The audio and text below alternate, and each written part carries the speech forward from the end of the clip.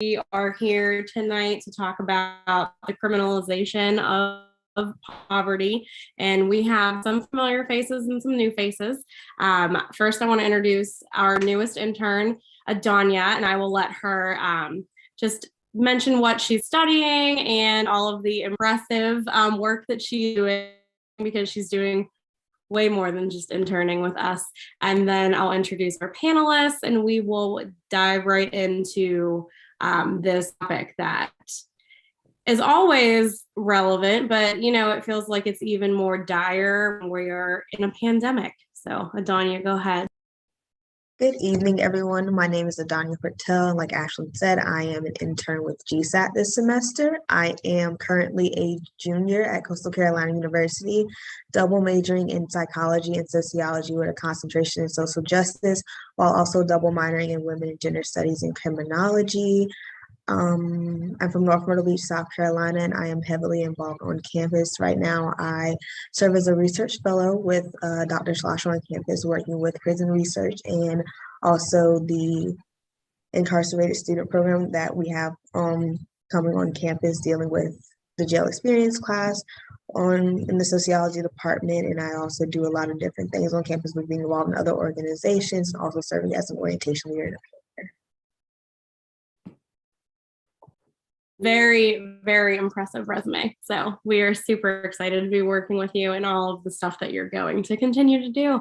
So next we have Dr. Stephanie Southworth, who has been on with us multiple times to talk about all sorts of different things. And she's doing lots of great stuff in the community. Aside from what her expertise is, she is also co-organizing a TEDx talk with Dameion at Coastal coming up in a few months. So Stephanie, do you want to say a few things about your work and what you've got? I, along with my students and a colleague, have been interviewing people who are homeless in Myrtle Beach for 5.5 years. We realized very quickly that the homeless are an ignored population, that they're not usually asked what they need. They're just told that here's a service, take it or leave it. And it didn't take long also for us to realize that even people working with the homeless tend to kind of stigmatize them and set them aside. So we started the Poverty Project and the Rolling Forward program, where we try to put together initiatives around the county. We started bike share programs in the men's shelter. We have a bike donation program up in Conway at Shepherd's Table. We also at Shepherd's Table in Conway have what we call a giving wall, where we get toiletries and stuff and people can go in there and take what they want. Because what we found is that people don't like to ask for things like that. They feel kind of, you ask for toothpaste, so it's kind of sad. They just don't like doing it. So we started that. We found that they had problems with transportation, and we went and talked to the RTA, and they made the buses free during the pandemic. And I think we had a part to play in that. So I've been doing a lot of work, mainly around food insecurity and housing insecurity. Yeah, thank you. Thank you so much for being here with us. I know that you are a recognized face in this arena of work in the area, and someone who actually is interested in, well, you've been researching it, advocating for and finding the real solutions versus what the city tries to do instead, which we've seen hasn't done anything to change the situation that we're currently living in here. Dameion, my friend, would you like to go next and introduce yourself, the Bail Fund, and any other work that you want to mention? Well, I'm a board member of the Horry County Bail Fund, which we recently organized. I'm a founding member of the Barter and Build think tank. And through that think tank, one of the things we do is I co-host a show with my colleague, Gishi Ya, we co-host a show called Bab Talk, which is a policy show. I'm the vice president of the New Century Justice Network, and we deal with issues of criminal justice and educational justice. And I'm a founder of PISB Publications, and I'm the author of 8 books now. So I've been working in the social justice, doing social justice work for almost 20 years now. Yes, super exciting. And don't you have either another children's book coming out or a play that is being planned? Which one is it, or both maybe? Both, Okay. yeah. So I have a play coming out about Maurice Bishop, was the leader of the New Jewel movement, Marxist-Leninist leader of the New Jewel movement, and he was the leader of Grenada for a time before he was assassinated. So I have a play about him, and I'm also coming out with a 4th children's book. That's exciting. Well, definitely keep me posted, especially on the play, because I will love to come see it. And then I know Maggie does some writing, so maybe you guys could connect offline and chat about those sorts of things. Maggie, if you want to just say a couple things about like what you do or what your interests are, go for it. And then we will dive right in with Adonya.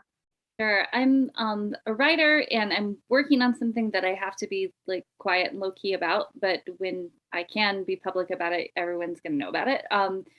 But I think what kind of solidified my trajectory was having joined the military from a shitty childhood, and then realizing 5 minutes into it that the military is a rape and a death cult.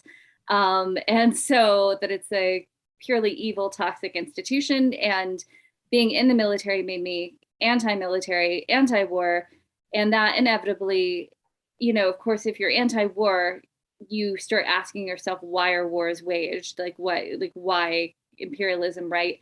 And it all boils down to capitalism. And so even if you don't mean to, you inevitably become very, very political, because you realize capitalism is the root of just about everything awful in this world. So even as we talk about criminalizing poverty, that is capitalism. So yeah, that's kind of my thing. That's kind of how it all began. Thank you for joining us. I will go ahead and let Adonya start with her question and see how that goes with the conversation, and you guys can take it from here. I know there's lots that you want to talk about. So to start off, I want to lay like a foundation, and I want to get each of your like feedback on how you would define and describe poverty.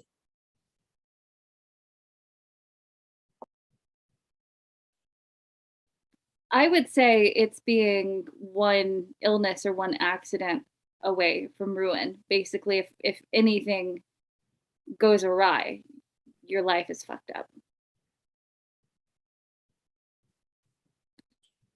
Yeah, I would pretty much agree with that. I would also add to that that poverty exists in this country because there's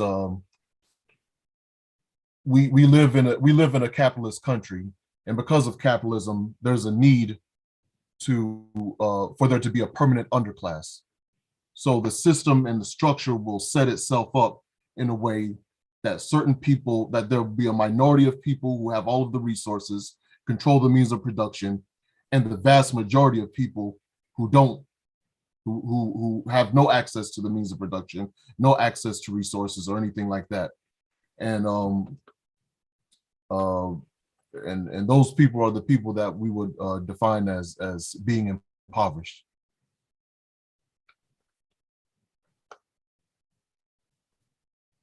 Yeah, I don't really have anything to add for a definition. I mean, poverty is not being able to afford to live. Half our population is poor, impoverished.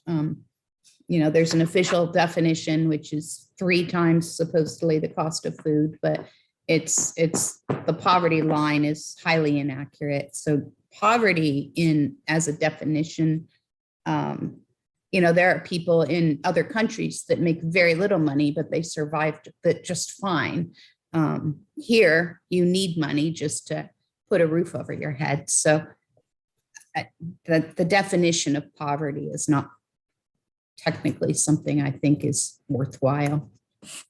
Well, poverty is, I mean, it's subjective in a way too, but something that also makes me think about poverty versus privilege is, something that really irks me is you see rich people say things like, oh, well, wealth doesn't always mean happiness, right? But there's a very big difference from say you suffer from like depression. There's a big difference between having depression when you're rich and having depression when you're poor, because what wealth can afford is coping mechanisms. Wealth can afford therapy. Wealth can afford rehab. Wealth can afford a yoga retreat, whatever the fuck, right? If you are reliant on your labor for survival, you are gridlocked into jobs that subject you to possibly verbal abuse, emotional abuse, sexual abuse, that endanger your life. You have to subject yourself to a pandemic to barely make ends meet. Your boss is going to threaten to fire you if you leave your factory job in a tornado to seek shelter. Like, well, that's what I mean. Oh, sorry, go ahead. So that's kind of what I was trying to get at with this, like, poverty doesn't really mean anything, because, people with money can't afford to go to a psychologist or to go to the doctor, or are 1 or 2 paychecks away from being homeless. So this like definition of poverty, for most of us, like one job loss or one, accident can put us on the street. So I just think that like a strict definition of poverty just doesn't really make sense, especially in this country. But you're right. Like if you're wealthy, things are better, because if you do, need a crisis, you have a crisis, you can go somewhere and then not have another crisis about paying for it, right? You don't have to worry if you can't, get your kid to the doctor because you have other people to help you out there. And yeah, if you think about countries where I was actually just researching what Libya was like before NATO massacred it, and it was a 0% homeless, like 0%. Everyone was provided housing, everyone free education. And if you graduated college and you couldn't get a job, they gave you a salary until you got a job. If you wanted to farm, they gave you farming supplies, like whatever you needed. So yeah, maybe you don't live in a mansion, but if you have your basic needs met, I'm not sure if that. So you're right. Like, I don't think poverty is a certain income level. It's more of like what's going to happen to you if something goes wrong. Well, I refer to the quote that's often stated by Brian Stevenson of the Equal Justice Initiative. And he says that the opposite of poverty is justice. The opposite of poverty is justice. So for poverty to exist, that means that we're living in an unjust society. You can't have poverty without injustice. They're inextricably linked. You can't have, like I said, you can't have one without the other. And so yeah, so the fact that I don't like quoting Alexandria Ocasio-Cortez much, but one thing that she said that does make sense is that every billionaire that exists represents a failure of public policy. And I would add every millionaire that exists represents a failure of public policy. So that, I mean, I agree with that 100%, that we have a system set up and a set of policies put in place where the people at the top are hoarding all of the wealth and the people at the bottom are suffering because of it, or are suffering from a lack of wealth.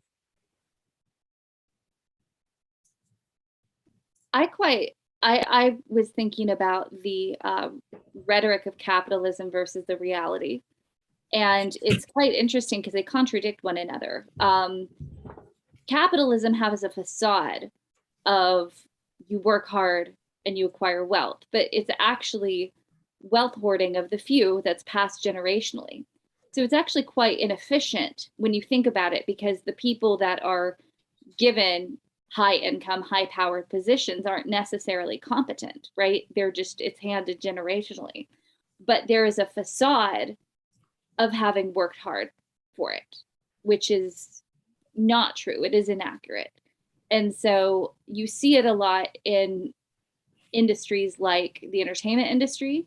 You see it a lot in industries like politics. It's mostly nepotism, right? And generational wealth, people born into those privileges. But what I find interesting is those people shroud that privilege and they hide that. They hide the nepotism, they hide the generational wealth and say that they worked hard for it. So you have capitalism and people put a certain, like, your worth, your value is based off of how much income you have. So they place themselves, it's like an interesting economic appropriation. They place themselves as superior to others that have less money, superior to the bartender, superior to the garbage person, whatever. Yet they pretend to have come from poverty. And it's very much like living, breathing propaganda. So that's why people get this false notion that they worked hard for it, right? And if you look at 44% of billionaires are billionaire babies, but the other 66% probably millionaire babies. You know, Elon Musk, Bezos, Gates, Buffett, all of them children of millionaires. Yeah, there's really no such thing as the self-made person, self-made man or woman.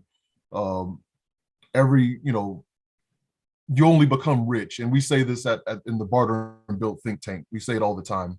I don't know who coined this quote or who this quote is attributed to, but we say it all the time that you become rich through violence and policy.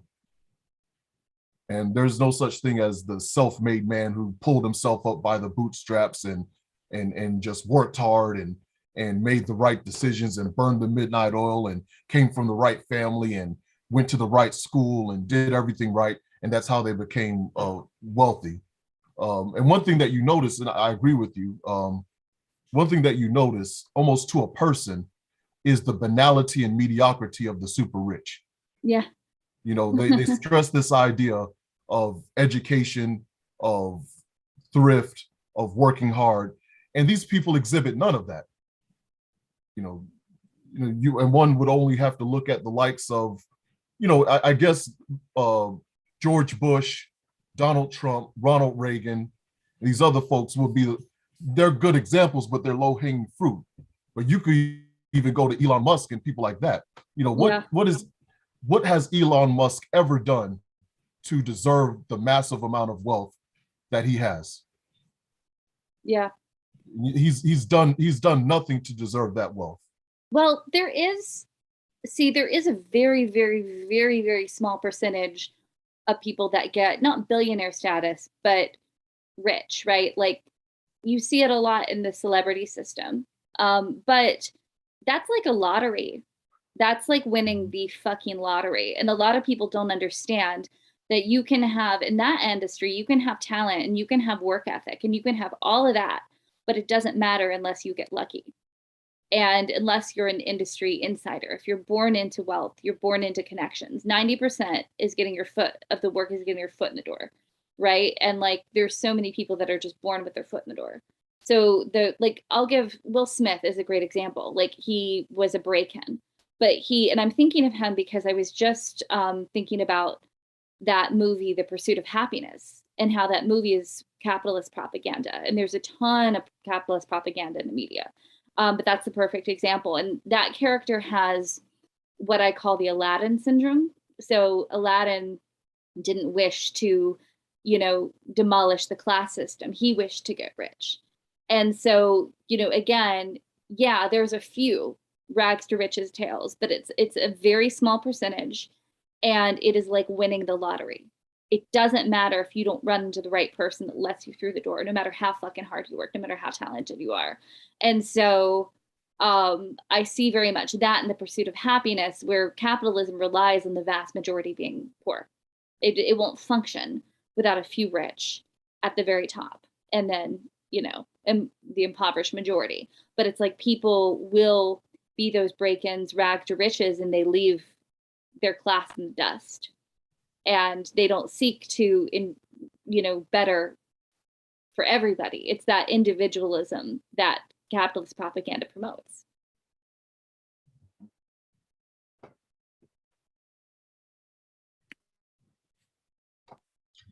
So I feel like a major theme that y'all were discussing were these different mindsets that those of the wealthy were having.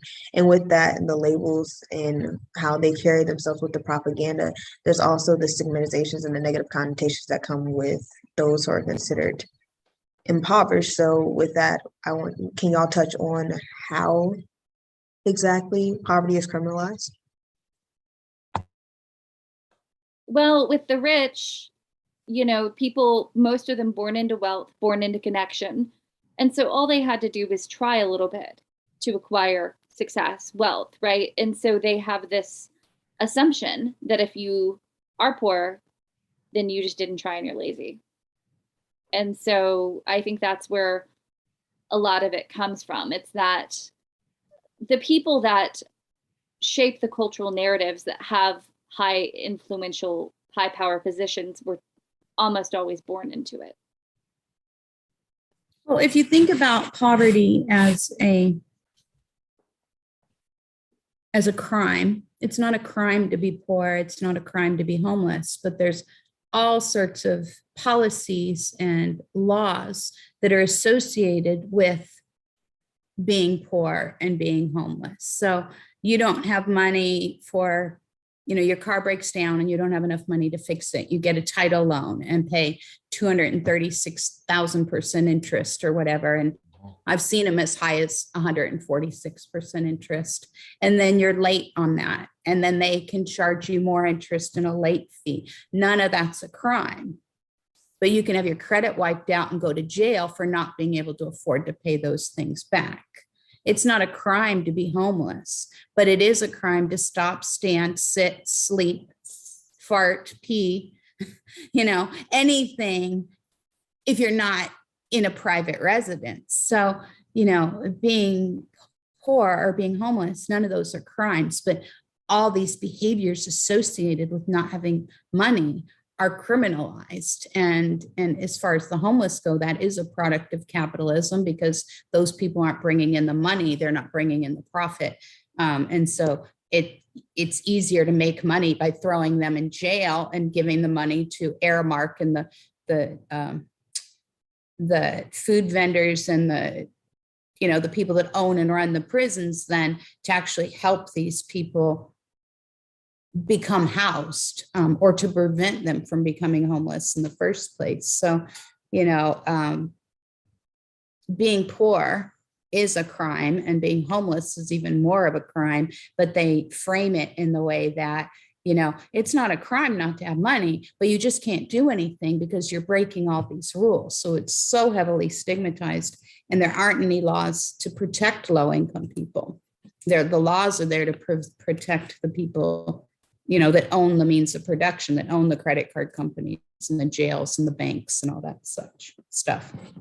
But if you think of something as simple as a speeding ticket, what that could impact one person entirely different than another person. If you're rich, it's no big deal. But if you're poor, yeah, it can fuck you.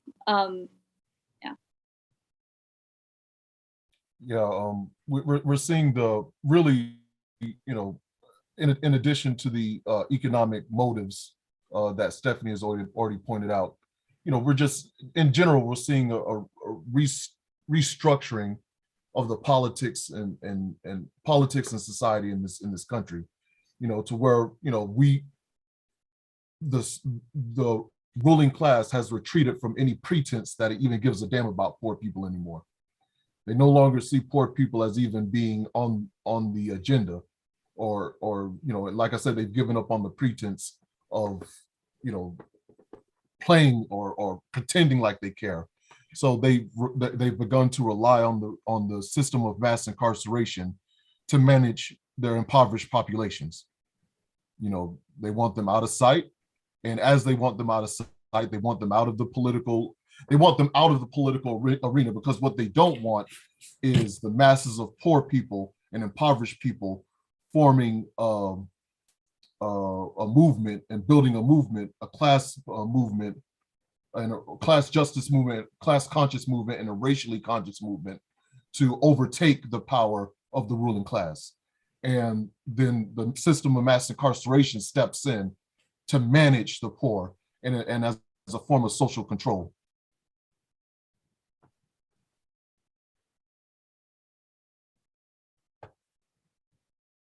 Can y'all talk about a little bit the role that the money prisons get plays into all of this, and like how much they're bringing in from basically locking people up, and even jails too, because we know a lot of people are just sitting in jail since they can't get out on bail. I feel like all three of you probably have some things to say about that. I was actually about to bring up the prison industrial complex. Yeah. And that's, you know what, so I've focused so much on foreign imperialism, right? And I'm just now starting to connect domestic with foreign, and how it's just subjecting, it's like the same subjugation that the indigenous population has gone through, that slaves went through, and how slavery has just manifested. It hasn't changed. It's just, I mean, it hasn't gone away. It's just changed into the prison industrial complex. And yeah, it's kept really hidden. Just the fact that people in prison will perform labor for pennies, and the corporations that profit. Wasn't it like Victoria's Secret, or like you found out like there was some big underwear company, like prisoners were making lingerie. Yeah, it's something that's been, I feel like it's kind of clandestine. It's not really talked about that much in the mainstream. Yeah, it says Victoria's Secret and J.C. Penney were using folks' labor to provide their production. So, but we also know that in California, especially, incarcerated people are fighting fires and risking their lives for nothing. And then when they get out, they can't even become a firefighter based on whatever California's law is. You are in California, so you probably hear about that all the time, that, every time y'all have a wildfire, that's what's happening. Just starting people off to endanger themselves. And that whole system started right after the abolition of slavery. It was right then. So slavery has never really gone away. But yeah, you'll have like Kyle Rittenhouse will commit murder and get away with it. And then you'll have like a Black kid who, just does something minor and gets locked up for, and it's not something that is really discussed in the mainstream. So as far as like who profits from it, like first and foremost, all of those corporations, but I just wonder if there was a place to get like a full list. And like that would be great to put that all in like one place, like a full list of all the corporations that profit from prison labor, as well as like imperialism too. Because think about like the Nike factories in the Philippines, and it's all the same shit. We're doing it foreign and domestic. So this, in Angela Davis' book, Are Prisons Obsolete? Mm-hmm. She speaks about Victoria's Secret as well. She says companies like IBM, Motorola, Compaq, Texas Instruments, Honeywell, Microsoft, Boeing, Nordstrom. Prisoners do data entry for Chevron, make telephone reservations for TWA, raise hogs, shovel manure, make circuit boards, limousines, water beds, and lingerie for Victoria's Secret, all at a fraction of the cost of free labor. But it would even go beyond that. We're talking about the private industries that work the prison contractors that work with prisons, private and public, to provide, and Stephanie already mentioned this, provide clothes and shoes, healthcare, phone and video calls. All these are run by private corporations, private companies. And it's the same thing we do in war. It's the same thing with the contractors. Like when we go to Iraq and, set up base is there. There's all these companies that profit off of that. It's crazy when you, I mean, I don't mean to go too off topic, but I really never got into reading like the Black Panthers work until recently, because again, I was always focused on like militarism and stuff we were doing outside of our borders. And then I started to realize like that movement was aligned with like the liberation of the Vietnamese people, of the Cubans, you know, and you start realizing how our issues, foreign and domestic, are the same. You know, it's all connected. So my next question is with building off of all of this, how does poverty affect people in other areas of our society, like the educational system and the healthcare system? Because we've talked about the socioeconomic statuses, but how does that blend with also racial disparities and other intersectionalities going into other sectors beyond that? What is the company? It's a conservative company in Texas, corporation that does our textbooks. McGraw-Hill? Yeah. And if you look friends at with the Bushes. Oh, God. Yeah, but if you look at how whitewashed, I don't know if you guys have read Lies My Teacher Told Me, but it's about how all of our like academia is structured for patriarchal white supremacy. And so you look at like the celebration of Thanksgiving, just the stuff that we're taught as children, Christopher Columbus, and how they, I mean, we have like founding fathers who raped little girls and then enslaved the children they had with the little girls. And these are people that we're taught to worship. And so, yeah, if you look at like academia and how they whitewash our history and just blatantly lie about it. Like people think, do you guys know about the lost cause mythology? Do you guys know about that after the Civil War? Lost cause. So basically, the Daughters of the Confederacy made up all of this fake history about the Civil War so they could make their dads feel good about like fighting in the Confederacy and not be vilified. And so they made up all of these false narratives about how it was states' rights and people protecting their land against the like authoritarian Yankees and da. And so they put that in the textbooks and they taught children this for generation after generation. And people think that that's wild, that they just fictionalize history, but we still do that in every aspect of American history.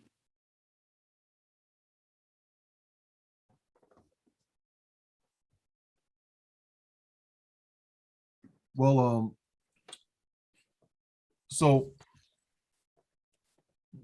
you know, when we talk about just the question of intersectionality in general, and how it relates to poverty, I would think, you know, from my experience as an activist and work we've done in the community, you know, this discussions of dehumanizing poor people, there's this emphasis, especially when it comes to poor Black people, that again, poor Black people are poor but out of laziness. They're blaming white people for their problems, and if they just pull themselves up by the bootstraps and get an education, everything will be all right. And many of the organizations, many of the work that's done in our communities are more concerned with fixing perceived deficits among poor Black people than they are fixing or correcting the real deficits within a racist and classist social system. Okay, and there's the issues of class, there's the issues of race, and then paradoxically, there's this issue of class within race. And let me give you an example of what I'm talking about. There's one of these ridiculous shows that come on 98.5 on Saturday mornings. They had a so-called financial expert come on and talk about poverty in the Black community. And he said that Black people are poor because we are childish with money. And rather than the host and her co-host respond by saying, oh, that's an interesting generalization you've made about 40 million Black people. Would you mind providing some evidence to back that up? They just went along and agreed with it and kind of played this kind of amen corner type of thing. You know, they wouldn't question it. He offered no evidence to support that, and they asked for none, because the assumption is always there that if Black people are poor is because of their own, you know, deficits. And if we get them skilled, if we get them, you know, to learn how to eat with the right fork and the right spoon and get them dining etiquette, if we teach them how to tie a tie and, you know, do well during the job interview and retool their resumes, everything will be all right. And nothing is ever said about policy. Nothing is ever said about racism and the history of white supremacy. Nothing is ever said about the movement from slavery to Jim Crow to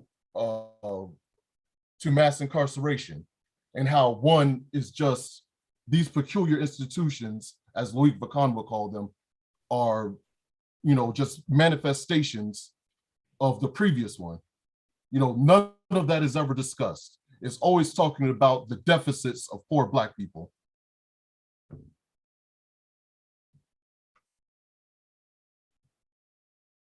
You know, and if you also think about what we were talking about with parking tickets, right? How it can be nothing to somebody and it can screw someone else over. There's a price tag on healthcare and education.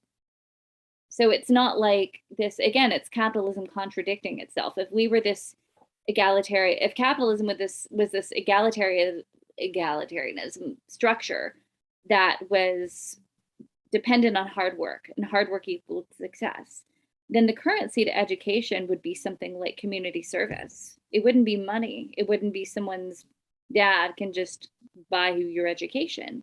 You would have to work for it. But it's not like that.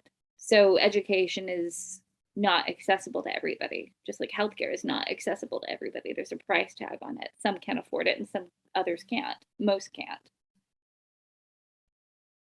I want to just mention the question that Jenny, so Dr. Schlosser, who's also on the board of the Horry Bail Fund with Dameion, she posed in one of the streams that's going right now. And it's interesting. I want to have Stephanie answer this first. And it is pretty much, it's just funny because both of my parents worked at state mental institutions in Pennsylvania, and that got closed down. My dad retired before it closed. My mom had to then transfer to one that was about an hour and 45 minutes away to continue, you know, her job because they closed down the one that she worked at. So bringing up Jenny's question, how does the closing of mental health hospitals coincide with the rise in the prison population? And so I am not going to share anymore. I want to hear what Stephanie has to say, and then we can go with Maggie and then Dameion. So in the 1950s and 60s, when they started developing medication to treat some of these illnesses like schizophrenia and stuff, before that, the federal government had federally funded psychiatric institutions, but some of them were run more like prisons. Like people would dump their grandparents off there, or dump people they didn't want to deal with. The Kennedys had a couple of women in these mental hospitals for hysteria. So they weren't the greatest places for people to go, but they had a lot of them and they were federally funded. And with this medication, they started shutting them down one after the other. And then lovely Mr. Reagan was elected. And before that, they started changing them and putting money into these outpatient institutions. So instead of having them go live at an institution, a lot of times when they shut them down, they'd have them in these outpatient health clinics. And Mr. Reagan shut all those down or stopped funding most of those. And so then there was this idea that, well, there's medication and you don't need these mental hospitals anymore. But at the same time, they didn't need the mental hospitals. They also didn't have these outpatient clinics, and it became prohibitive to get care for mental health issues. It became very costly where it had been free before. And so within 4 years of his presidency, the homeless population doubled. Today, I don't think we have increases in homelessness because they've been let out of the institutions, because that was a couple of generations ago, or 1.5 generations ago. But we do have a lot of mental illness because there's no place for people to go if they are mentally ill. And a lot of people don't either have the money for their medications or take their medications. So what we have this situation where, I was talking to a homeless guy and he seems suicidal, and I called somebody and they told me to call the police. So the police have become a substitute for mental health care providers. We don't have anybody to take care of them. So if somebody calls the police on somebody having a mental break, they take them to jail, and that doesn't do anybody any good. So that's the short story. Yeah, that is none of it surprising to me, just knowing how things went down in Pennsylvania. And once, they closed the specific state hospital that my parents had worked at, my dad's girlfriend at the time, she went to a prison. He told me that, most of the people that she saw in the prison were mentally ill, and they should have been getting treatment instead of being incarcerated. But when your option, jail, prison, or group homes, because there's no institutions anymore, not that they have tons of flaws, that could be a different live stream. But they weren't great. If they still had those, for a very short period of time, had all these outpatient clinics that they were funded. They were taking the money from the institutions and funding these outpatient clinics, but they didn't have a chance to work because, as soon as they started getting their funding, they went into all these neoliberal policies where we'll just give the state the money and they can decide how to use it rather than the federal government. And so, anytime a state gets money, they're not going to spend it on health clinics for the poor. That's not where it's going to go. And it's not going to go into schools. Yeah. And it's not going to go into. Yeah. Even for people who can't afford healthcare, the healthcare system is corrupt because it's corrupted by capitalism and it's for profit. And think of a lot of home, you hear of the stereotype of the homeless vets. What it is they got traumatized and then they got injured or whatever. And then they were medicated with shit that got them addicted to it. And then they had to supply it with drug addictions.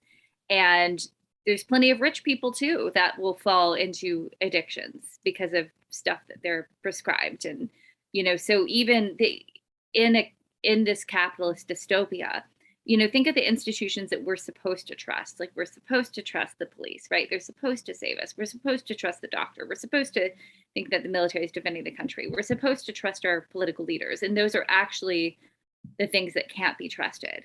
In the institutions that we're supposed to trust, that's actually where the corruption lies.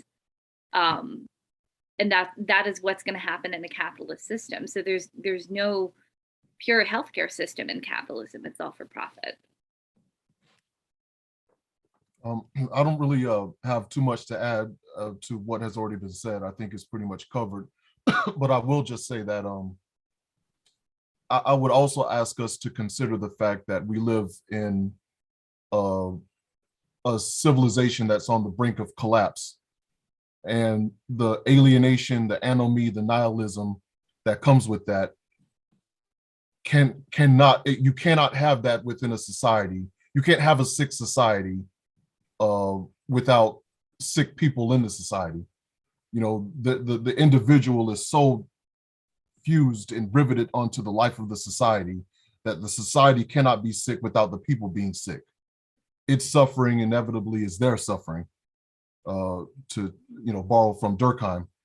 And so we're talking about an overall issue of nihilism and anomie and alienation that we would see with societies that on the verge of collapse and that are collapsing.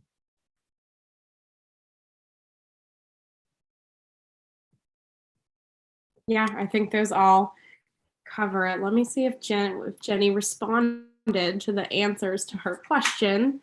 And no, I don't think she did. Well, I'm sure that is sufficient, because I I think that definitely summed it up. And when you take people out of the mental health institutions, well, let's just take health out of there. But when we take them out of the institutions and they have one of three places to go, and we know that this whole live stream is about criminalizing poverty. So if they're on the street, where are they going to end up? In jail and in prison. Not any sort of care that they need. That pretty much coincides with, I would say, the rise in mass incarceration. And, it obviously was Republican legislators in Pennsylvania at the time who, one of them lived in my town. And I remember my mom talked to him about losing down her job. But, it's all about money, like Maggie has stated. And that's just the truth of it, is that there's no community care towards people. I know that kind of will go into Adonya's next question. And then I think she has one more. So we can get to those two. And then maybe anything that we didn't touch on that y'all want to talk about after that. And I'll check and see if there's any more viewer questions. So with the bringing of communities, we all are in different communities, and I just wanted y'all to talk about what you're seeing directly in your own communities regarding this issue, regarding the poverty and the criminalization of poverty, especially with it being the poverty close around you. I work a lot with the homeless community. And if you go to the state park that you have to pay to get in, there's no signs that say no loitering, no sitting, no standing, no blah, blah, blah. But if you go to Myrtle Beach and you look at the pier, there will be signs that say no sitting, standing, loitering under the pier. If I sit or stand or loiter under the pier, I'm not going to get arrested. But if somebody who's homeless does, they're going to get arrested. They don't need those signs at the state park because people have to pay to get into the state park. So they're assuming there won't be any homeless people to loiter. All the benches downtown have things to prevent, like armed rests or whatever, to prevent people from laying down on those benches. The police, there's signs all over the boardwalk that say no sitting, standing, loitering, no feeding the homeless. There was a group of meetings, there has been for close to a year now, this homeless coalition, and a year of talks. They came up with, don't give money to the homeless, give it to one of these organizations instead, all of which are part of the nonprofit industrial complex. It took them a year to come up with don't give money to the homeless. You're not going to solve a problem if nobody wants to solve it. So, there are laws specifically for the poor. If I have, a drink at home, I'm not going to get arrested. But if I'm sitting, in the middle of the boardwalk, they can arrest me for the exact same behavior. So poverty is a public thing. And so things that wouldn't be criminalized when you're sitting in your house become a criminal activity when you're forced to do it in public. A lot of the people are checking criminal records, and something like loitering can keep people from getting a job. Drug tests can keep people from keeping jobs. Like, it's very invasive, the number of things that can be criminalized.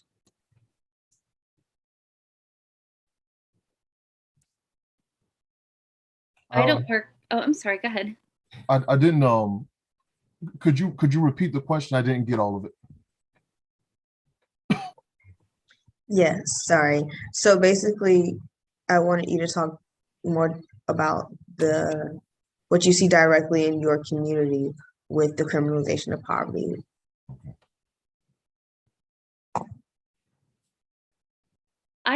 We haven't really discussed, we haven't mentioned the pandemic that much. And I think the pandemic really made class differences very obvious because it was suddenly life or death. And so what I notice, I'm trying to word this correctly so I don't say something. Is this going on Instagram? Is this going like on a streaming on Facebook, Twitter, and YouTube, but not Instagram? I mean, if it's going on somewhere that it's going to stay there, I'm just trying to like. Oh yeah, this is not going to be edited, so this is all live right now. I'm just trying to, because there's a story I wanted to tell, but I have to keep it, sensitive.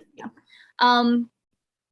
What I have noticed is COVID has made class differences very obvious because it's life or death. And so whether or not you die or you risk dying, you risk getting exposed to this pandemic, really depends on your class. And what I have seen is you have wealthy people who you realize, we say that people born into wealth, we say that they are tone deaf and removed. What I have learned is they are not that removed. They know that there is poverty, and they know that there is suffering, and they know that there is a pandemic, and they know that they could make great strides to make changes, but they choose not to. They don't just value their lives over the lives of the poor. They value their own personal convenience over the lives of the poor. And I think that has become incredibly obvious. And so I'm noticing the way that we have capitalism brainwashed, and we've been brainwashed to romanticize like bourgeois culture. And it starts with like the Disney fairy tales, right? Fairy tales, the tales of princes and princesses condition us at a very young age to romanticize economic inequality and to romanticize the rich. But I just want to say, like, the pandemic has made it really, really obvious that not only, before it's like poverty was seen as, oh God, you have to work some shitty job, and like, oh, it sucks and I can't go on vacations, and, but I think the pandemic made it an obvious, this is life or death. So the ruling class isn't just, they're I knew this beforehand because I understood US foreign policy, but they've made it very obvious that they are fine shedding blood for profit. I'll just say that, in regards to the criminalization of poor people that, that we see, what we're, seeing being carried out is the, surveillance and harassment of working class Black communities by the various police forces in this area. And the school to prison pipeline, we're working on cases now in both of those areas. And what's happening, and I think we talked about this already, but I want to reiterate, is that these people, where you're talking about police harassment and surveillance, these people have to be pushed into the system. These people have to be pushed in order to be cannibalized by a system that exploits poor people. Students have to be tracked into the school to prison pipeline. Children, most of them impoverished, most of them working class or impoverished, are being pushed into a system where they start them early in the system of mass incarceration. And so and again, there's the the inability of people to, sleep on park benches. And I mean, those things that Stephanie has already mentioned. This is something that we see on a daily basis, and it's becoming so commonplace now that we're rapidly being desensitized to it. We're rapidly becoming to the point where we're saying, well, I'm glad it isn't me, at least it's not me. And that issue of the emphasis on human dignity and human empathy is wearing away. And and we don't even have solidarity with each other. We don't even have solidarity. We see someone being harassed by the police, or seeing someone being, kicked around because they're homeless and they're trying to get a nap on a park bench. We think that's a good thing. Get them out of here. They're drunk. They're going to buy drugs. I don't. We that I'm talking about we. I'm not we. I'm not part of that we. Right. We as a society. So we're seeing a wearing away of solidarity, wearing away of empathy. Well, I think wearing away of this emphasis on human dignity. Well, I think that plays into cultural romanticism of the rich. People admiring the rich people celebrating the royal wedding, and movie stars, and like even there's people that simp for Bezos and Musk. And when you have more than enough money to live lavishly for your kids to, you have a certain amount of wealth where it's just hoarding at this point. And as you're hoarding, you're impoverishing masses, right? And so that's even excusing, and you'll see people excuse, defend, romanticize, oh, they worked hard for their money. Even that is just that lack of class solidarity.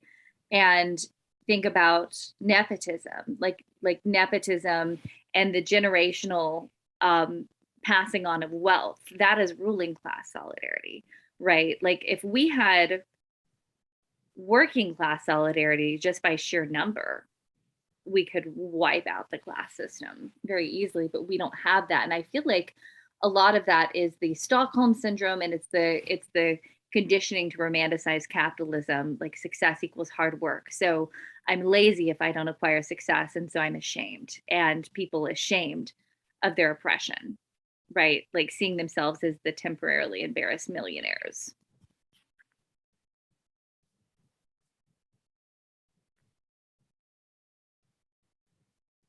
So we've talked about the what, the how, and the why when dealing with the issues of criminalizing poverty.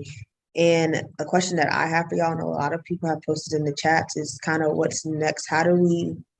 What are the solutions and the alternatives, like policies that we can create moving forward to improve what we're seeing with this issue? And I especially want to hear from Dr. Southworth with this, based on your work in the in-house community, and how do you think the policies will help them most as well? So what I see is that, like, if you look at an article in the paper, or not in the paper because nobody watches paper anymore, but on social media, about people that are poor, the common person is very eager to stigmatize them and say, well, screw them, they deserve it, blah, blah, blah. But what we need are changes in policies. We need changes in housing policy where housing is affordable. We need more housing built that's affordable, not in flood zones and not wealthy houses, but affordable housing. If you, in the 1970s, homelessness was something that anybody that was researching at the time thought it wouldn't exist anymore. They thought it was going away.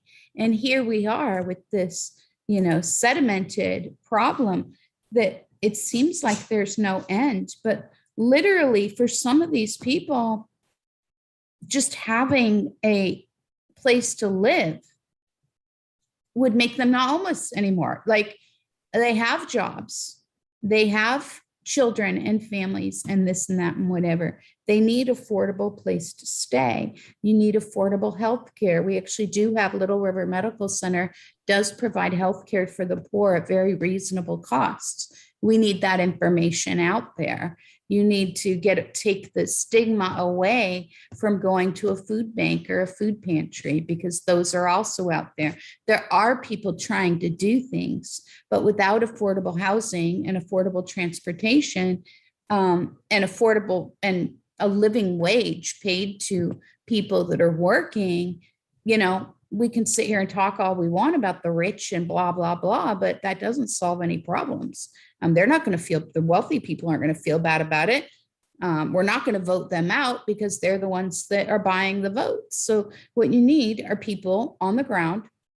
If somebody has, an extra bit of money and they want to buy something, have them buy an apartment complex and turn it into affordable housing. Pressure the city leaders not to stigmatize homelessness and push them farther and farther out into the woods where they can't get help even if they need it. Have people take people that are troublemakers to mental health clinics and organize mental health days rather than, send them to jail, because jail doesn't do any good either.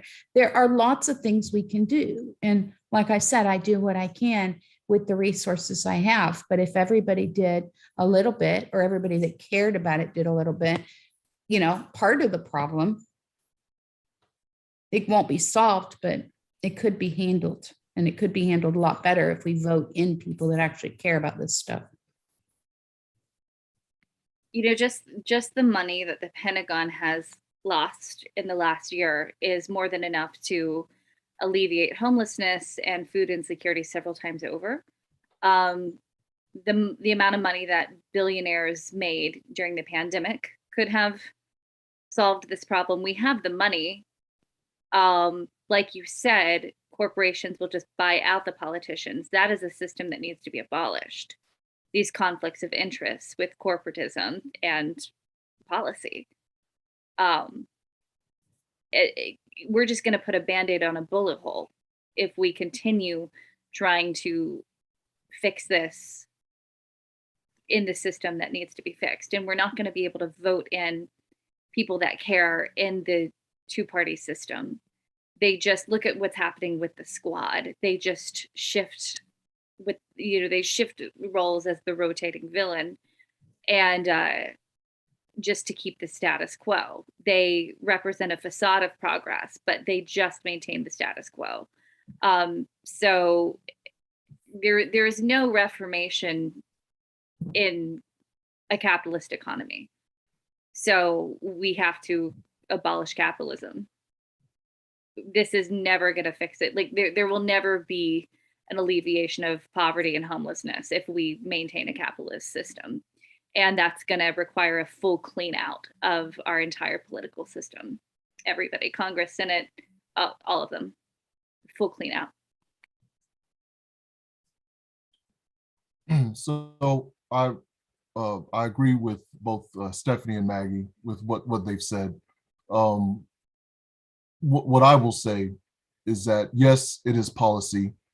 For example, if you go to the living wage calculator that MIT has set up, you type in Horry County, the living wage for a family of 4 with one adult working, one of the parents working, is over $30. Now, how many businesses, how many places do you know in Horry County where a person is making $30, $35 an hour? Is almost none of them. So we're talking about living wages, we're talking about Medicare for all, we're talking about reparations for the enslavement and deprivation and white supremacist terrorism carried out against African people. We talk about reparations for that. We're talking about baby bonds, we're talking about postal banking, we're talking about a laundry list of policies. But the question is, so we know what's going to solve this problem. My question is, somewhat related to Stephanie's point, is what are we willing to do about it? And it's at this point that I want to show my appreciation for organizations like the Poor People's Campaign that are willing to put their bodies on the line and throw their bodies on the machinery in order to have their voice heard and get this agenda on the table. We're going to have to engage in mass movements here in Horry County. our organization has, at times over the years, threatened to shut down 501 during the Memorial Day weekend or during the, what's the one for the white bikers? Harley Week. Mm-hmm. Yeah, so we threatened to shut down 501, just mass acts of protests like that, that shuts part of this county down, shuts part of Myrtle Beach down, and put it out there that unless the working class people and the poor people of this county are able to enjoy the fruits of this system, nobody will enjoy it. Either everyone's going to benefit or nobody's going to benefit. And if we can't have it and we can't share it, you're not going to be able to enjoy it, because we'll shut it down until we are able to enjoy it. And that's the type of mindset that we need to have. Yeah, I think that a lot of what folks could do, non-electorally, is actually helping people directly, participating in mutual aid projects, going out into the community and giving them what they need. This another conversation for another time is about the nonprofit industrial complex, but instead of donating to a nonprofit that might be doing some of that work where they have a CEO with a big fat salary, giving that money directly to people who need it is a better idea. Supporting people in your own community, supporting bail funds like the one Dameion's a part of, supporting initiatives like the Rolling Forward Project and the Poverty Project that Stephanie has.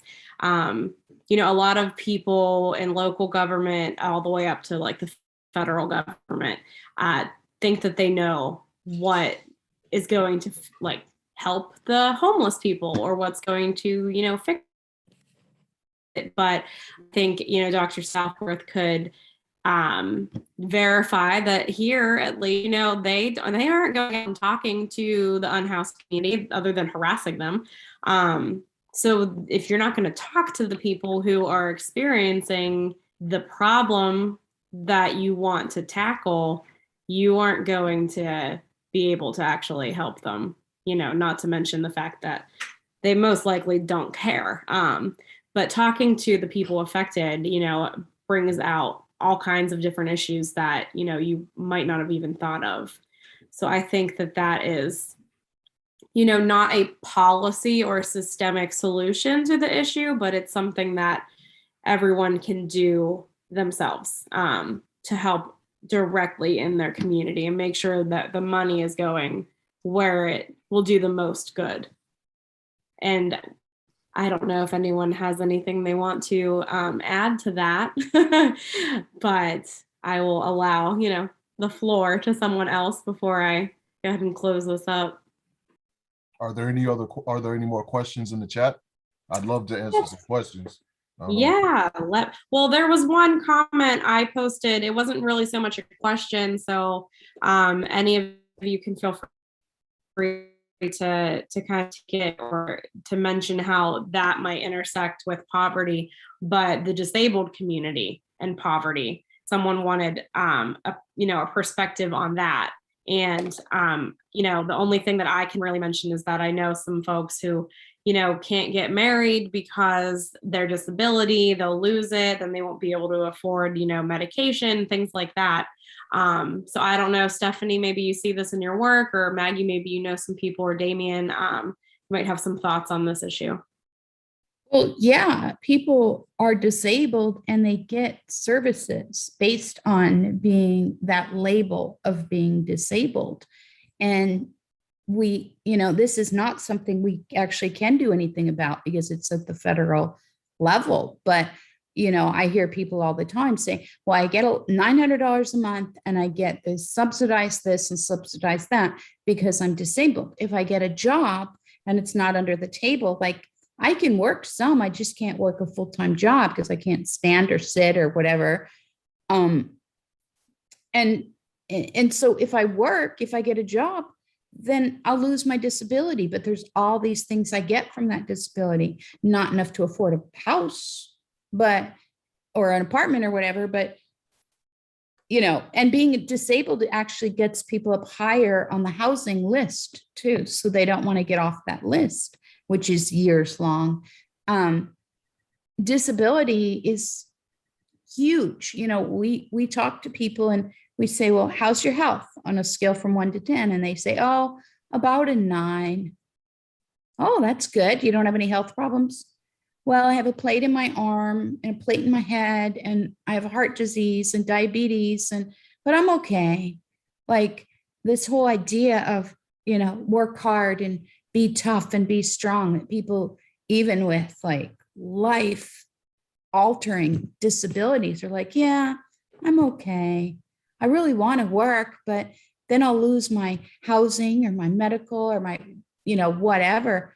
But, you know, it is really hard. I know that the shelters around here are not handicapped accessible.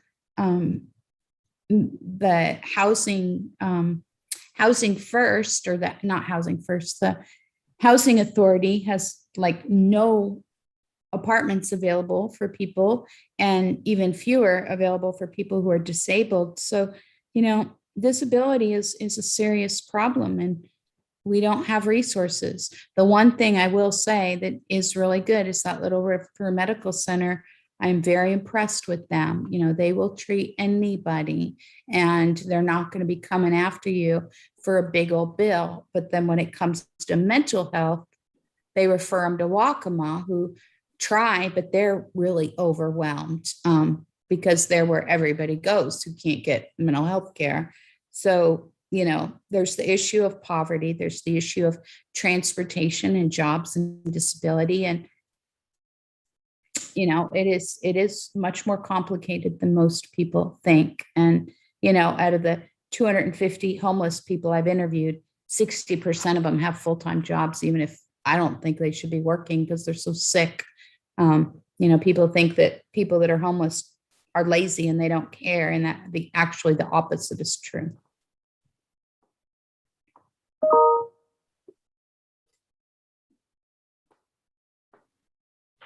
Yeah, that's there's no other questions, just, you know, some different comments agreeing with points that y'all have made. So I feel like, Dameion, you might have something else that you want to add, but I can see the wheels turning. Really, yeah, go ahead. Yeah, I'll just say that you know, as we're wrapping up, you know, I just want to mention once again the Free Horry County Bail Fund. You know, one of the main issues that are, you know, a part of this idea of criminalizing poor people is imposing bail on them, and putting them in a situation where the difference between, you know, pre-trial, the difference between their being able to be free and being able and having to stay locked up until their trial begins is how much money that they can pay. And we should never have a society like that. You know, we should never have a criminal justice system like that, because, you know, number one, it's classist, it's racist, and, you know, the data are quite clear on this. So our bail fund is, you know, our small way of kind of fighting back against a predatory system, a predatory punishment bureaucracy that cannibalizes poor people for its own profit. It's our small way, and none of us on that bail fund, none of us on that board would ever say this is the solution to this problem. What needs to be the solution is the elimination of bail altogether. And, you know, but in the meantime, we still need to get people out of jail who don't need to be there. Okay. So, you know, that's why we've organized this bail fund, and we, you know, ask for you guys' support, and, you know, we appreciate it.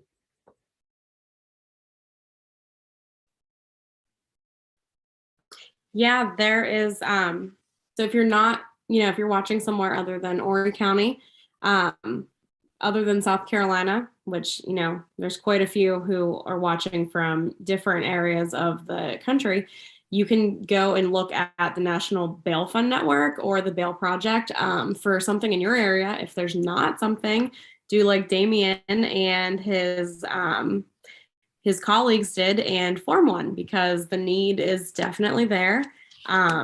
With holidays coming up, people separated from their family. There will definitely be big pushes to get folks home. The same thing with, you know, any sort of like food not bombs group, any sort of breakfast programs, any mutual aid funds. I can't stress enough the importance of those things. And if it's not happening in your area already, then you can go ahead and, you know, start it. Maybe you don't have the capacity to do it all on your own. Find some friends to help you.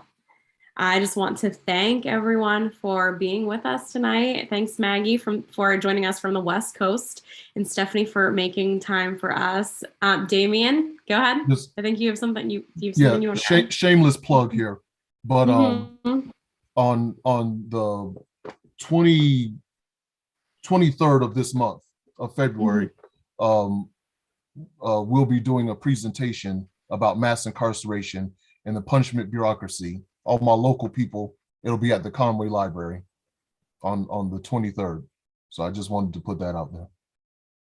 Yeah, and if you're not local, it will be live streamed, so you'll be able to watch online. But Dameion will be giving that presentation, and you can find more information. I think it's posted on the F.R.E.E. Horry Bail Fund's Facebook page, as well as GSAT's Facebook page. And yeah, that'll be happening soon. So come on out to that. Tune into it online, and you know, everyone just thank my friend and intern Adonya for helping out with her first live stream for us. She came up with some great questions, and a lot she didn't get to ask because between the three of our panelists, they covered it in their conversation. So you know, we have a lot of things to think about, and definitely consider keeping this conversation going in your own communities. Thanks, everybody. Have a good night.